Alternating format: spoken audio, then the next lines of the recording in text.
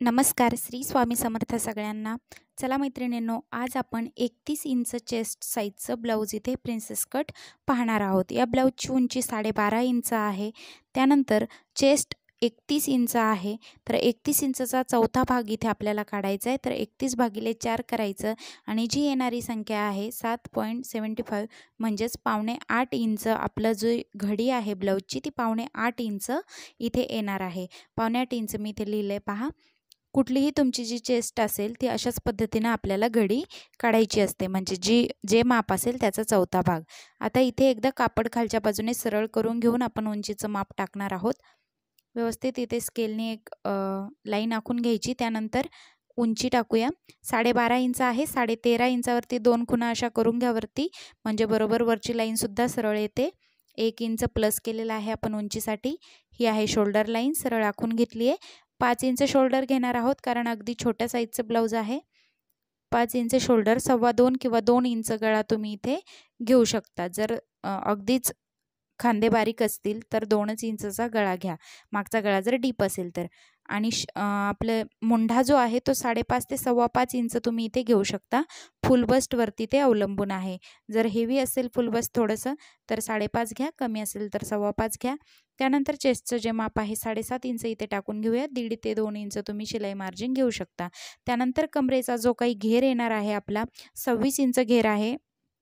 26च्या निम्मे 13 इंच होतात. 13च्या निम्मे 6.5 इंच. 6.5 इंचावरती मी इथे एक मार्किंग केलं आहे, म्हणजे जसं चेस्टचं आपण करतो तसंच 1 इंच पुढे पाठीमागच्या डार्टसाठी घेतलं आहे, कारण हा जो पार्ट आहे तो बॅक साईडचा आहे आणि जो पाठीला आपण डार्ट देणार असतो त्यासाठी 1 इंच मी इथे घेतलेला आहे. 1.25 इंचावरती आपला जो पाठीमागचा मुंडा आहे त्याचं मार्किंग केलेलं आहे. आता गळ्याचं मार्किंग, गळा जर तुम्हाला मोजता येत नसेल, गळ्याची पट्टी मोजून घ्यायची पाठीमागची, त्याच्यामध्ये 1 इंच प्लस करायचं आणि बरोबर असा गळा आखून घ्यायचा. त्यांना चौकोनी गळा हवा आहे, चौकोनी गळ्याचा आकार मी इथे देत आहे. अशा पद्धतीनं हे झालं बॅक साईडचं मार्किंग. आता याला आपण कट करून घेऊया. कमरेचा भाग तुमचा जेवढा आलेला आहे तेवढाच आपण इथे घ्यायचा आहे खालच्या बाजूने.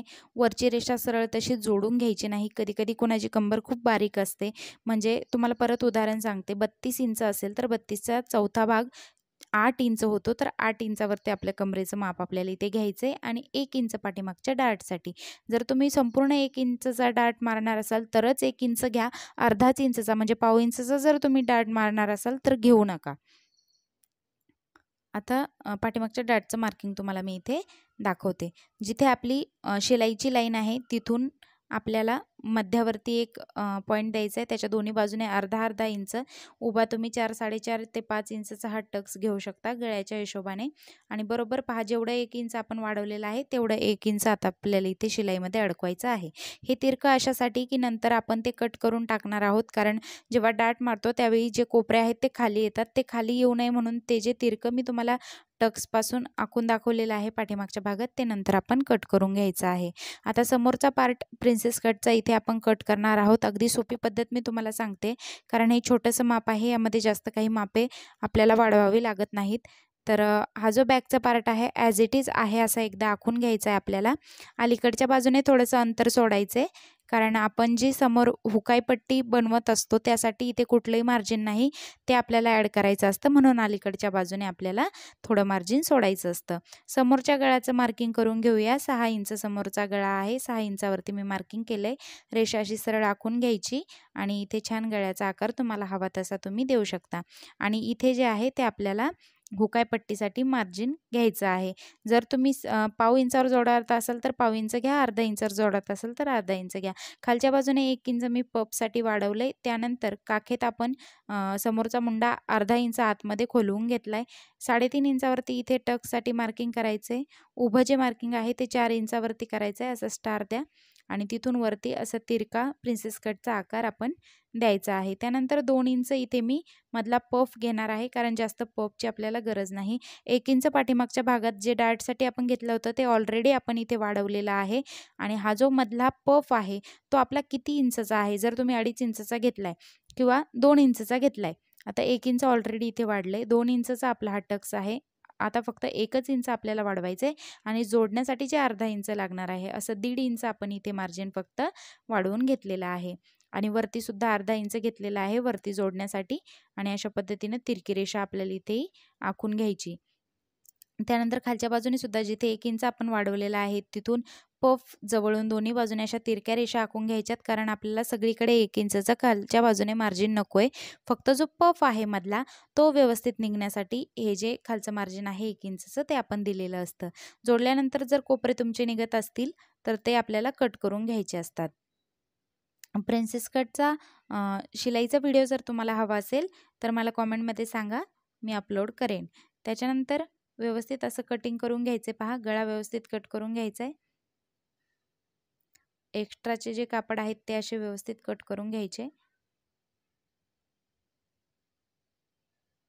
मधला टक्स आपण इथे कट करून घेऊया. जिथे आपण स्टार दिला होता तिथे असं नॉच देऊन घ्यायचा, म्हणजे दोन्ही नॉच समोरासमोर यायला हवेत, म्हणजे बरोबर आपला जो पफ आहे तो अगदी सुंदर पद्धतीने निघतो. अशा पद्धतीने आपल्याला ते नंतर जॉईंट करून घ्यायचं असतं. समोरच्या पार्टचं कटिंग मार्किंग दोन्ही झाले, पाठीमागच्या पार्टचं सुद्धा झालंय. त्यामध्ये मी 2-3 ब्लाऊज सोबत कट करते म्हणून मी गळा इथे कट करून दाखवलेला नाही. आता बाहीचं जे कटिंग आहे अगदी सोपी पद्धत तुम्हाला इथे सांगते. पहा, मी एकदा कापड फोल्ड करून घ्या. 4 फोल्ड हे आहेत आपले. सरळ असं कट करून घ्या, कापड सरळ करून. त्यानंतर ही जी बाजू आहे ती दंडाकडची बाजू आहे, म्हणजे जिथे आपण फिटिंग करतो. तर जेव्हा आपण बाही दुमडून उलटवून घेतो, फिनिशिंग देतो, त्यावेळी तुम्हाला किती लागतं, अर्धा इंच की पाव इंच, तेवढं तुम्ही इथे घ्यायचे. 4 इंचची बाही आहे, अर्धा इंच खालच्या बाजूने, अर्धा इंच वरच्या बाजूने, म्हणजे संपूर्ण जे आहे ते 5 इंच आपण इथे घेतलेलं आहे. जोडण्यासाठी जे मार्किंग लागणार आहेत ते मी तुम्हाला इथे दाखवले. खालच्या बाजूने पाव इंचच मी जोडते आणि वरच्या बाजूने अर्धा इंच. त्यानंतर दंडघेर 11 इंच आहे, 11च्या निम्मे 5.5 इंच होतात. 5.5 इंचावर एक मार्किंग केलंय. 2 इंच पुढे शिलाई मार्जिनसाठी जे लागणार आहे त्याच्यासाठी मार्किंग केलंय. त्यानंतर आता मुंडाखेर जो आहे तो मोजून घ्यायचा आहे. समोरच्या बाजूने जर आपण मोजला तर आपण अर्धा इंच वरती सोडून देतो शोल्डर जोडण्यासाठीचं, परंतु आता आपण पाठीमागच्या भागावर मोजतोय म्हणून आपण संपूर्ण सुरुवातीपासून असं मोजून घ्यायचं आहे. जिथपर्यंत आपली शिलाईची लाईन आहे तिथपर्यंत 5.25 इंच अंतर आपलं इथे येत आहे 31 इंचसाठी. 2.5 इंचावरती बाही आपल्याला डाऊन करायची आकार देण्यासाठी. 5.25 इंच जे मुंडागेर आपण मोजून घेतलाय, तिरकी रेषा अशी देऊन घ्यायची. 2.5 इंचावरती बरोबर तिथे आपल्याला खून करायची आणि असा आकार इथपर्यंत घेऊन यायचा जिथपर्यंत आपली खून आहे आणि तिथून पुढे सरळ द्यायचा आहे, म्हणजे कर्व आकार द्यायचा अलीकडच्या बाजूने आणि पुढे सरळ दिलाच चालतो. 1 इंच इथे सोडून द्यायचे, अर्धा ते पाऊण इंच या बाजूने सोडून द्यायचे आणि बरोबर या दोन्ही रेषांच्या मध्ये असा मत्स्य आकार आपल्याला द्यायचा आहे. ह्याचा डिटेल व्हिडिओसुद्धा आपल्या चॅनलवरती अपलोड आहे, फक्त बाहीचा, तर तो तुम्ही पाहू शकता. इथे स्टार अशासाठी दिला आहे की ही जी मत्स्य आकाराची बाजू आहे ती आपल्याला समोरच्या बाजूने जोडवायची असते, त्यामुळे ते लक्षात येण्यासाठी स्टार दिला की आपल्या लक्षात येतं की ही बाजू आपल्याला पुढच्या बाजूने जोडायची आहे. आता हा जो मत्स्य आकारचा तुकडा आहे तो अशा पद्धतीनं कट करून टाकायचा आहे आणि पहा, अतिशय सुंदर असा बाहीचा आकार आपल्या इथे रेडी झालेला आहे. तर व्हिडिओ कसा वाटला मला कॉमेंटमध्ये नक्की सांगा. व्हिडिओ शेवटपर्यंत पाहिल्याबद्दल खूप खूप धन्यवाद. व्हिडिओला एक लाईक करा, शेअर करा, सबस्क्राईब करा. तुम्हाला कुठल्या मापाचं कटिंग हवं आहे त्यासाठी मला